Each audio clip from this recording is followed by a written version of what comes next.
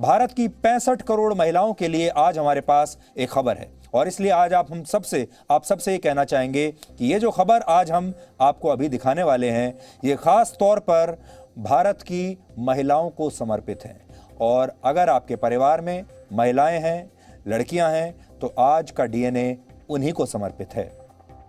आज भारत की महिला हॉकी टीम ब्रोंज मेडल के लिए ब्रिटेन से मैच जरूर हार गई, लेकिन इस हार में भी बहुत बड़ी जीत है और इस जीत में एक बहुत बड़ा संदेश छुपा हुआ है।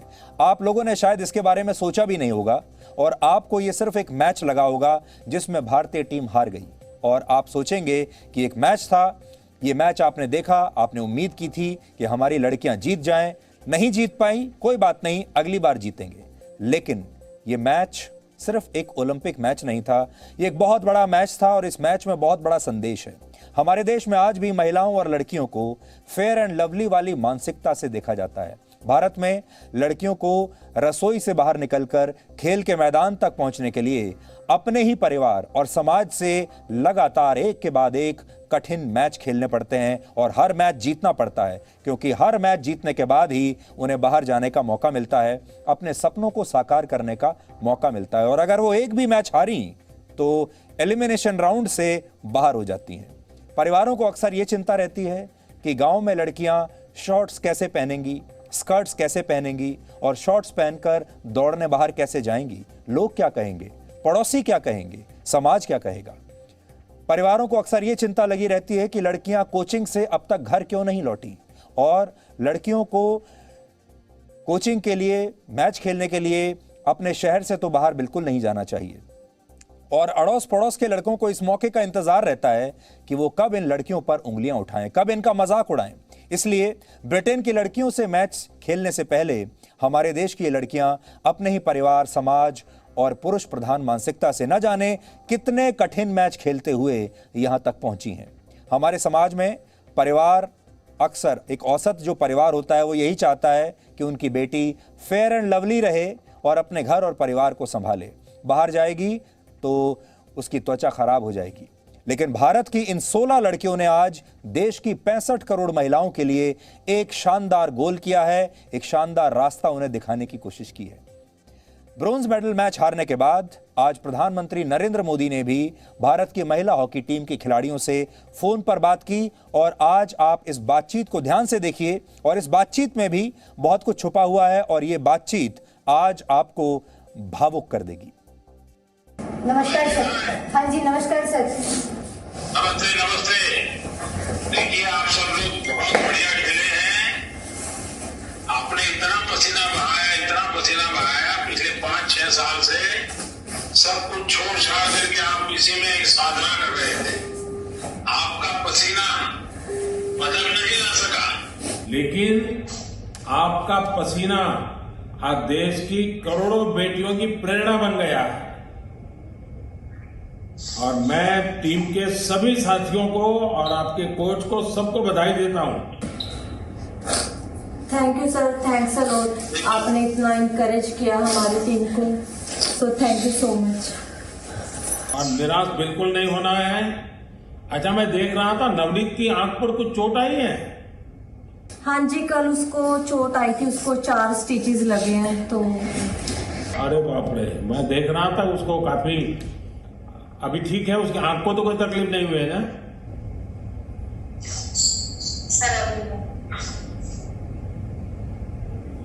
और वंदना वगैरह सब बहुत बढ़िया किए आपने। और सलीमा के तो सबको लगा है कि भाई सलीमा तो बहुत कमाल कर देती। हाँ,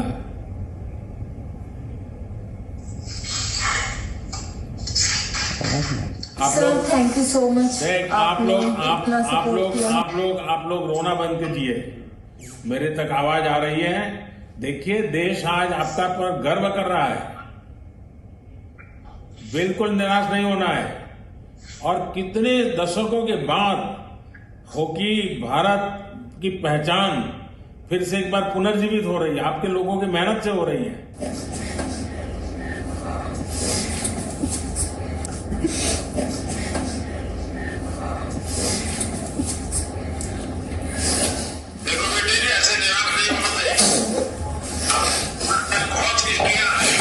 Thank you very much, sir.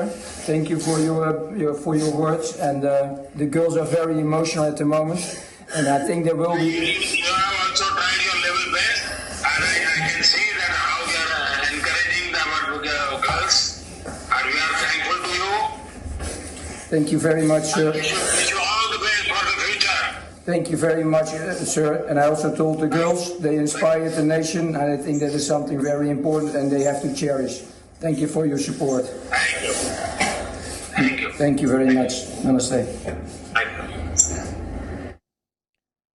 अभी आपने देखा होगा आपकी स्क्रीन पर हमने भारतीय महिला हॉकी टीम के जो तमाम सदस्य हैं, हमारी खिलाड़ी हैं, सबके नाम हमने यहाँ पर डाले हैं, इसलिए ताकि आप सबके नामों को अच्छी तरह से समझ लें, आपको ये नाम याद हो जाएं। क्योंकि आपको याद होगा कुछ वर्ष पहले जब महिला हॉकी पर एक फिल्म आई थी चक दे इंडिया आपने देखी भी होगी। उस फिल्म में इन खिलाड़ियों के किरदार जिन एक्टर्स ने निभाए थे उनके सबके नाम तो आपको याद हैं, उन सबकी शक्लें भी आपको याद हैं, वो बड़े बड़े सेलिब्रिटीज़ बन गए। लेकिन जिनका किरदार वो निभा रही थी, वो सारी अदाकारें, वो सारे एक्टर्स, उनके नाम आपको याद नहीं है।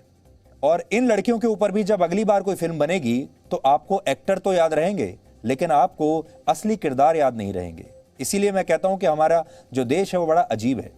भारत की महिला हॉकी टीम ओलंपिक खेलों में मेडल जीतने से आज जरूर चूक गई, लेकिन 16 खिलाड़ियों की इस टीम ने आज 135 करोड़ के भारत को जीतना सिखा दिया है। और आज कैसे हम जीत गए हैं, हमारा समाज कैसे जीता है, हम आपको आज आगे बताएंगे।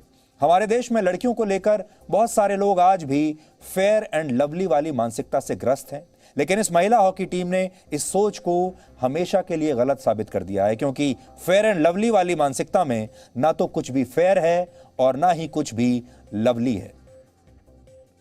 एक रिसर्च के मुताबिक भारत में सिर्फ 29% महिलाएं ऐसी हैं जिन्होंने अपने जीवन में कभी ना कभी किसी खेल में हिस्सा लिया है। क्योंकि हमारे ही देश के 42% लोग ऐसा मानते हैं कि महिलाओं को स्पोर्ट्स में नहीं जाना चाहिए, जबकि सच ये है कि पिछले ओलंपिक खेलों में भारत के नाम सिर्फ 2 मेडल थे और ये दोनों ही मेडल महिलाओं ने जीते थे।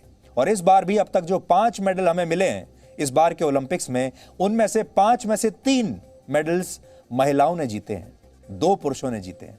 अब आप सोचिए महिलाएं किन हालात का सामना करते हुए इस उपलब्धि तक, इस पोडियम तक पहुंची होंगी।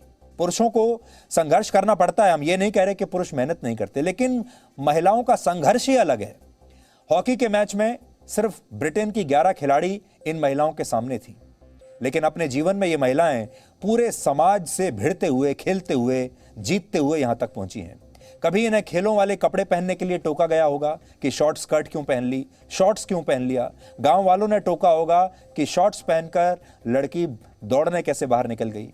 तो कभी बाल कटवाने को लेकर इनकी आलोचना की गई होगी। भारत की 50% महिलाओं का मानना है कि वो शाम होने के बाद घर से बाहर निकलने में डरती हैं और उनका परिवार भी डरता है। लेकिन इस डर के बावजूद ये लड़कियां देर शाम तक कोचिंग के लिए जाती होंगी, देर शाम तक प्रैक्टिस करती होंगी। जब ये अंधेरा होने के बाद घर लौटती होंगी तो इनकी माएँ इनका इंतजार करती होंगी, क्योंकि इन्हें अपने भाइयों और पिता के लिए खाना भी बनाना होता है, घर का काम भी करना होता है, झूठे बर्तन भी साफ करने होते हैं। वो कौन करेगा, वो भी तो यही करेंगी। इसलिए कोचिंग के बाद एक और काम उनका इंतजार करता है। भारत के 90% पुरुष घर के कामकाज में कभी हाथ नहीं बटाते, इसलिए भविष्य के इन चैंपियंस ने अपने भाइयों और अपने पिता के हिस्से के काम भी जरूर किए होंगे, और जो शादीशुदा हैं अपने पति का काम भी किया होगा। ब्रिटेन की टीम से हारने से पहले इन लड़कियों ने गोरे रंग की चाहत को भी हराया होगा, क्योंकि जब कोई धूप में बहुत देर तक खेलता है तो उसका रंग स्वाभाविक रूप से काला हो जाता है। इनके माँ बाप ने इन्हें कदम कदम पर यह कहकर टोका होगा कि अगर ये धूप में ऐसे ही खेलती रहीं तो इनका रंग काला हो जाएगा और इनसे कोई शादी नहीं करेगा। और आप तो जानते हैं भारत में जो अल्टीमेट एम है लड़कियों के लिए, जो परिवार उनका सोच कर रखता है, औसत परिवार, वो शादी ही है। क्योंकि भारत के 50% पुरुष मानते हैं कि उन्हें जो पत्नी चाहिए वो हर कीमत पर गोरी ही होनी चाहिए। गोरे रंग का हमारे देश में उसकी बड़ी डिमांड है, और इसीलिए तो हम बार बार कह रहे हैं फेयर एंड लवली जो सिंड्रोम है वो हमारे देश के समाज में बस चुका है। इनमें से न जाने कितनी लड़कियां जब अपने लिए बाजार में हॉकी स्टिक्स ढूंढ रही होंगी तो इनके घर वाले इनके लिए रिश्ता ढूंढ रहे होंगे। और तब इन लड़कियों ने बड़ी हिम्मत करके अपने परिवार से कहा होगा कि वो किसी अनजान लड़के से शादी नहीं कर सकती, क्योंकि इन्हें सिर्फ और सिर्फ अपने खेल से प्यार है। और जब इनके खेल की वजह से इनका समाज इन्हें बिगड़ी हुई लड़कियां कहकर बुलाता होगा, अड़ोस पड़ोस के लोग ताना मारते होंगे, तब भी इन्होंने अपनी मानसिक स्थिति को बिगड़ने नहीं दिया होगा। विरोधी के गोल पोस्ट पर जाकर सधे हुए निशाने के साथ पेनल्टी कॉर्नर लेने वाली इन लड़कियों पर समाज ने पेनल्टी लगाने की धमकियां भी न जाने कितनी बार दी होंगी, और इन्हें कॉर्नर यानी कोने में धकेलने का डर भी अक्सर समाज ने दिखाया होगा। इसीलिए ये जो पेनल्टी कॉर्नर है, ये तो सिर्फ खेल के मैदान में आपको दिखाई देता है, लेकिन निजी जीवन में ये लड़कियां न जाने कितनी पेनल्टी भरते भरते यहां तक पहुंची हैं। कितनी बार इन्हें कॉर्नर में लगाने की कोशिश की गई होगी, कितनी बार इन्हें रोकने की कोशिश की गई होगी, लेकिन ये लड़कियां भी गोलकीपर सविता पुनिया की तरह इन तानों और धमकियों के सामने दीवार बनकर खड़ी हो गई होंगी, तभी तो वहां तक पहुंची। इसीलिए आज जब इन्हें मौका मिला तो ये न सिर्फ विरोधी खिलाड़ियों से जमकर टकराई, बल्कि हर एक गोल पर खुशी के मारे जोर जोर से चिल्लाईं, ताकि इनकी जीत का शोर उस समाज के कानों से जाकर टकराए जो इन्हें घर में ऊंची आवाज में बात तक करने नहीं देता। झुलसती गर्मी में पसीना बहाती ये लड़कियां आज भले ही हार गईं, लेकिन इन्होंने हमारे देश की 65 करोड़ महिलाओं को यह बता दिया कि अब किसी को फेयर एंड लवली वाले फंदे में फंसने की जरूरत नहीं, और यह भी बता दिया कि लड़कियां देश की बेटियां बनकर सदा के लिए पुरुषों के संरक्षण में नहीं रह सकती। धूप में काला पड़ता रंग, चेहरे पर आता पसीना और शरीर पर लगे चोट के निशान ये बताते हैं कि गोरा बनाने वाली किसी भी क्रीम से बड़ा आपका ड्रीम होता है। इसलिए क्रीम के पीछे मत भागिए, ड्रीम के पीछे भागिए। और आज सपने देखकर आगे बढ़ने का यही संदेश हम इन विजेता लड़कियों के जरिए पूरे देश को देना चाहते हैं, समाज को देना चाहते हैं, हर परिवार को देना चाहते हैं, और खास तौर पर देश की 65 करोड़ महिलाओं को देना चाहते हैं। आज हम इन महिला खिलाड़ियों की कहानियों के बारे में आपको बताएंगे, जिनसे आपको ये पता चलेगा कि सफलता के लिए बड़ा मकान नहीं चाहिए होता, बड़ा मुकाम हासिल करने का इरादा चाहिए होता है। इसलिए मकान नहीं, मुकाम के पीछे भागिए। इनमें पहली कहानी 24 साल की नेहा गोयल की है। हॉकी और जिंदगी के मैदान में नेहा गोयल ने बहुत संघर्ष किया। उनका जन्म हरियाणा के सोनीपत के एक बहुत गरीब परिवार में हुआ और उनके पिता को शराब पीने की लत थी। परिवार की आर्थिक स्थिति कमजोर थी और इसलिए नेहा ने बचपन में अपनी मां के साथ एक साइकिल फैक्ट्री में मजदूरी का काम किया। नेहा की जिंदगी में हॉकी का प्रवेश तब हुआ जब उनसे किसी ने यह कहा कि अगर उन्होंने हॉकी खेलनी शुरू कर दी तो उन्हें जूते और कपड़े दिए जाएंगे, और सबसे पहले उन्होंने जूते और कपड़ों के लालच में हॉकी खेलना शुरू किया। इसी तरह की कहानी वंदना कटारिया की है। वंदना हरिद्वार के पास स्थित एक छोटे से गांव रोशनाबाद से आती हैं। जब उन्होंने हॉकी खेलना शुरू किया तो गांव के लोगों को इस पर कड़ी आपत्ति थी। इन लोगों को लगता था कि वंदना कटारिया के हॉकी खेलने से गांव की दूसरी लड़कियों पर गलत असर पड़ेगा, दूसरी लड़कियां बिगड़ जाएंगी। लेकिन इस विरोध के बावजूद वंदना कटारिया और उनके पिता ने हॉकी का मैदान नहीं छोड़ा। यहां उनके पिता ने उनका समर्थन किया और वो अपने गांव के लोगों से छिपकर प्रैक्टिस करने लगी, और आज वो अपनी मेहनत और लगन से अपनी जिंदगी का मैच भी जीत चुकी हैं। हालांकि उनके गांव के कुछ लोगों की मानसिकता आज भी बदली नहीं है, और ये कहानी आपको जरूर देखनी चाहिए। महिला हॉकी टीम जब अपना सेमीफाइनल मैच जब हार रही थी, तब उनके गांव के ही कुछ लड़कों ने, वंदना के गांव के कुछ लड़कों ने पटाखे फोड़कर इस हार का जश्न मनाया, जिसके खिलाफ उनके परिवार ने पुलिस से कड़ी कार्रवाई की मांग की है और कहा है कि अगर ये कार्रवाई नहीं हुई तो वो आत्मदाह कर लेंगे। और हम भी चाहते हैं कि ऐसे लोगों के खिलाफ तो कड़ी कार्रवाई होनी ही चाहिए। वंदना कटारिया दलित हैं और कहा जा रहा है कि उनकी जाति की वजह से ही उनकी हार पर कुछ लड़कों ने ये जश्न मनाया।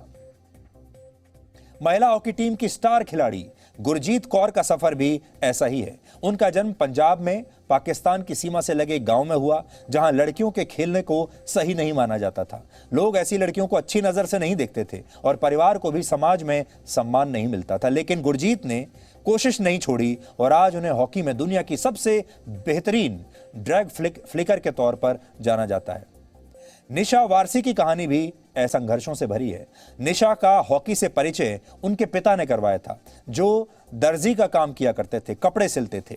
संसाधनों की कमी के बावजूद उनके पिता ने कभी भी निशा का उत्साह कम नहीं होने दिया। वर्ष 2015 में जब उनके पिता को पैरालिटिक अटैक आया तो उनकी मां को फोम की एक फैक्ट्री में काम करना पड़ा, मजदूरी करनी पड़ी और शायद इसी वजह से वो 2 वर्षों तक हॉकी के खेल से दूर रहीं, खेल ही नहीं पाई। हालांकि वर्ष 2018 में उन्होंने शानदार वापसी की और महिला हॉकी टीम की एक अहम खिलाड़ी वो बन गई। एक और खिलाड़ी निकी प्रधान के लिए भी हॉकी खेलना इतना ही मुश्किल था। वो झारखंड में नक्सलवादियों के गढ़ माने जाने वाले हेसल इलाके से आती हैं, जहां हॉकी स्टिक की जगह लोगों के हाथों में जबरन बंदूकें थमा दी जाती हैं। हालांकि निकी प्रधान के लिए नक्सलवाद ही एक चुनौती नहीं था, उनका परिवार बहुत गरीब था और इसी वजह से उन्होंने अपनी पहली हॉकी स्टिक खरीदने के लिए खेतों में मजदूरी का काम किया, तब जाके ये हॉकी स्टिक मिली। हॉकी के खिलाड़ी जो जूते पहनते हैं, उन जूतों के लिए भी उन्होंने बहुत लंबा इंतजार किया। 13 साल की उम्र में जब वो रांची की एक हॉकी एकेडमी में खेलने के लिए पहुंची, तब जाकर पहली बार उन्हें जूते मिले थे। एक और खिलाड़ी सलीमा टेटे भी झारखंड के हेसल से ही आती हैं। उन्होंने बचपन में खेतों में मजदूरी की और आज भी वो एक कच्चे घर में रहती हैं। उनके घर की तस्वीरें आप देखिए एक बार, बड़ी स्क्रीन पर आपको हम बताते हैं। यहां रहती हैं, देखिए आप। शहरी लोग शायद ये कहने लगेंगे कि ऐसे घर में रहने के कारण वो कभी प्रैक्टिस ही नहीं कर पाएंगे, वो अपनी हर नाकामी का दोष इस घर को देने लगेंगे। हमारे देश में जो लड़के लड़कियां समृद्ध परिवारों से आते हैं, वो अक्सर प्रयास ही नहीं करते।